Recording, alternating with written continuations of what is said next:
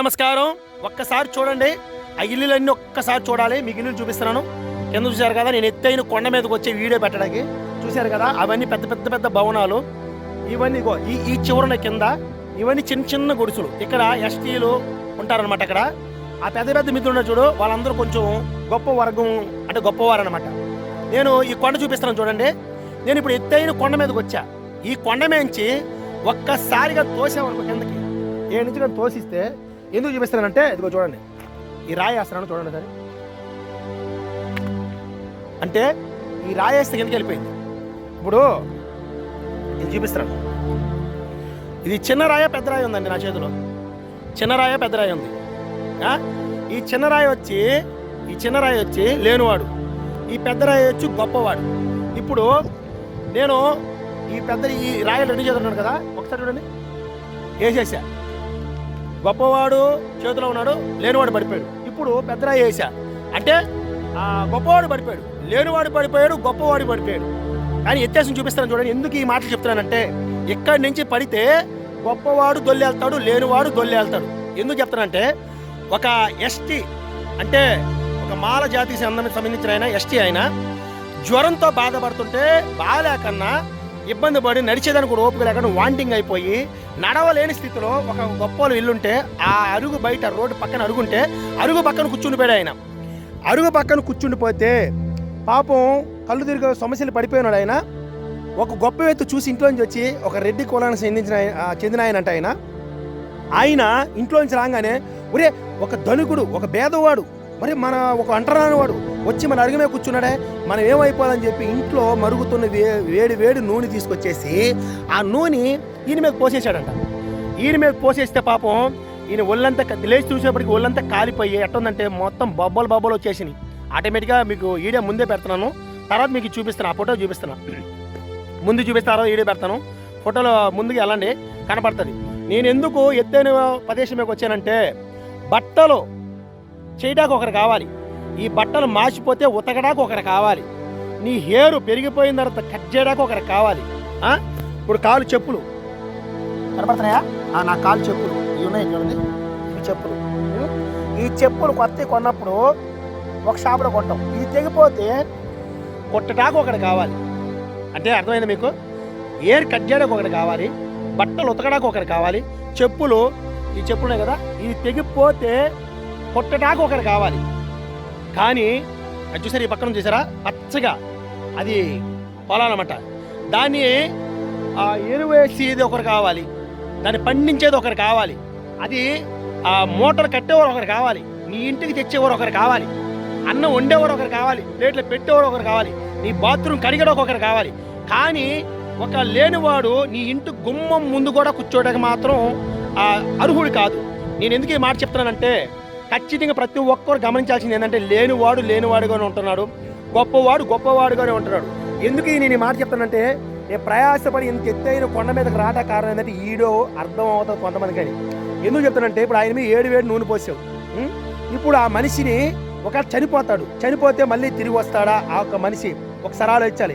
ఇంత ఎత్తైన కొండ మీదకి వచ్చి నేను వీడియో పెట్టడానికి కారణం ఏంటంటే, అదే చెప్పాను కదా, ఒక రాయి చూపించా. చిన్నవాడు వెళ్ళిపోయాడు కిందకి, ఇక్కడికి దొల్లుకుంటా, పెద్దవాడు దొల్లుకుంటూ వెళ్ళిపోయాడు. ఎందుకు నేను ఈ పదే మాట చెప్తున్నానంటే, ఇప్పుడు ఆ మనిషి మీద నూనె పోసావు కదా, ఎన్ని రోజులు ఈ కుల వ్యవస్థ. ఒకప్పుడు కొంతమంది ఏలైన నాయకులు గుడి మెట్లెక్కితే వాళ్ళ కాళ్ళు నరికేశారు, కొన్ని విషయాలు పలికితే వాళ్ళ నాలుగు కోసేశారు. ఏది అప్పుల్లో ఒక 100 సంవత్సరాలు పైబడి. ఈ రోజు కూడా అదే జరుగుతుంది.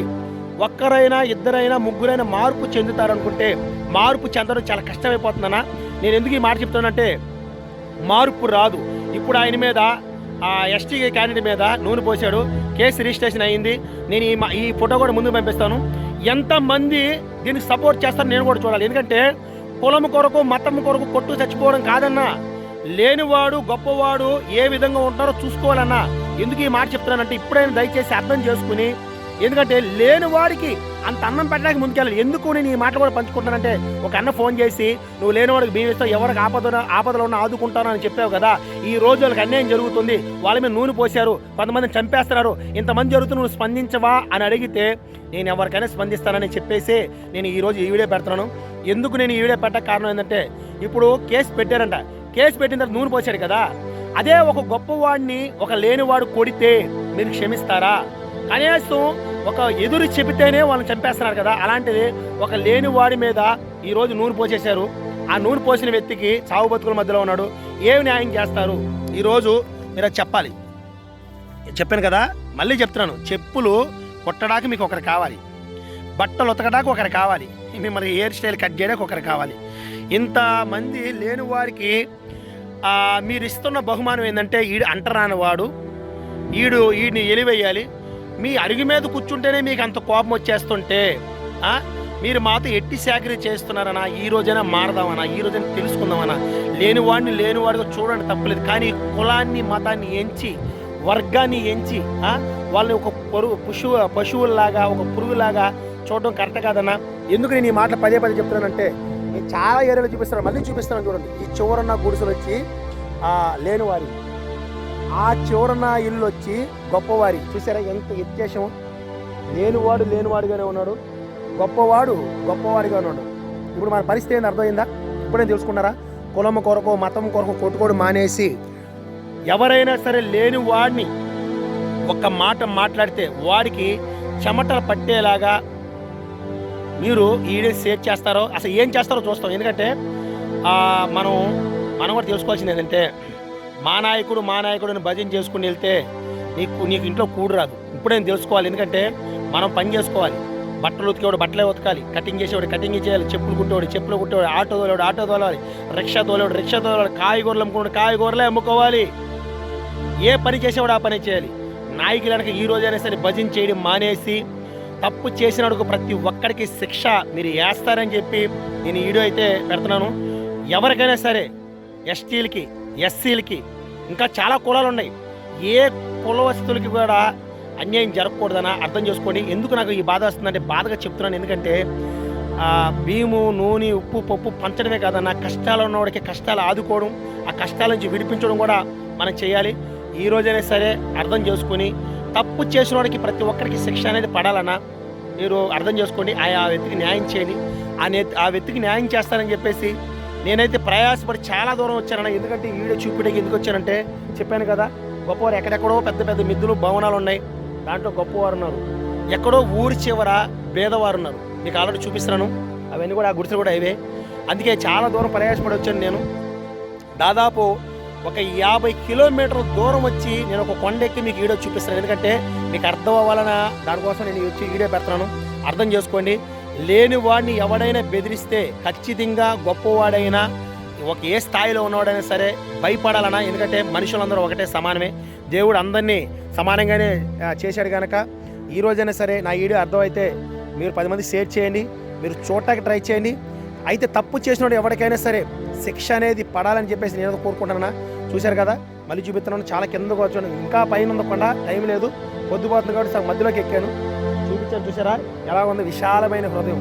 నువ్వైనా నేనైనా చనిపోవాల్సిందే. చనిపోయిన తర్వాత ప్రతి ఒక్కరిని ఈ మట్టిలోనే పూడ్చాలి. నువ్వు గొప్పవాడవైనా పేదవాడవైనా ఏ స్థితిలో ఉన్నవాడైనా సరే, ఎవరు చనిపోయినా సరే ఆ మట్టిలోనే మనల్ని పాతాలి. అర్థం చేసుకోండి. ఎవరి మీద కూడా అన్యాయంగా దాడులు చేయొద్దు, ఎవరి మీద కూడా చేయొద్దు, ఎవరిని చంపొద్దు, ఎవరిని కొట్టొద్దు, ఎవరిని తిట్టొద్దు. ఏ విధంగా చేయాలి? ఒక కోపం వచ్చినా ఒక 10 నిమిషాలు మనమే ఓర్పుతో ఉందాం. అర్థం చేసుకోండి. ఎవరికైనా సరే ఒకే ఇదిగా ఒకేలాగా మనం పాటించాలి, సమన్వయించాలి. మీరు అమ్మాయిని పెళ్లి చేశాడు కోట్ల రూపాయలని, లేనివాడిగా ఉన్నాడు చూడండి. నా గుడిసెల్లో కనీసం పందులు మేపుకుంటూ మేకలు మేపుకుంటూ ఎంత మంది ఇబ్బందులు పడతారు చూడన్నా. ఈ రోజైనా సరే సమాధానం తెలుసుకుని సమాధానంగా ఉండి మీరు ఎవరి మీద దాడులు చేయరని, అందరినీ ప్రేమగా చూసుకుంటారని చెప్పేసి ఈడైతే మీకైతే నేను చెప్తున్నానన్నా. ఎవరిని కించపరచాలని కాదు, ప్రతి ఒక్కరూ ప్రేమగా ఉంటారని, ప్రతి ఒక్కరూ సమానమేనని చెప్పేసి. అంటే నేను చెప్పే ఆస్తుల్లో కాదన్నా, వర్గాల్లో కాదు, మనుషులందరూ ఒక్కటే. మనుషులంటే మట్టి కాదు, ప్రతి ఒక్కరు మనుషులమే, ప్రతి ఒక్కరిలో ఆత్మ ఉంది. మనందరూ అర్థం చేసుకుని పేదవాడిని ప్రేమగా చూడటానికి ట్రై చేయండి. లేనివాడికి అంత అన్నం పెట్టలేక చూడండి అన్న. దయచేసి మీరు పుట్టేటప్పుడు ఏం తీసుకెళ్ళలేదు, పోయేటప్పుడు కూడా మీరు ఏం తీసుకెళ్లారు అర్థం చేసుకోండి. మీరు ఉంటారని చెప్పేసి తెలియజేస్తాను. నా మాటల్లో తప్పుడు క్షమిస్తారని చెప్పేసి మనస్ఫూర్తిగా కోరుకుంటానన్న. అందరికీ నమస్కారం. ఒక పేదవాడు సావుల బతుకు మధ్యలో ఉండి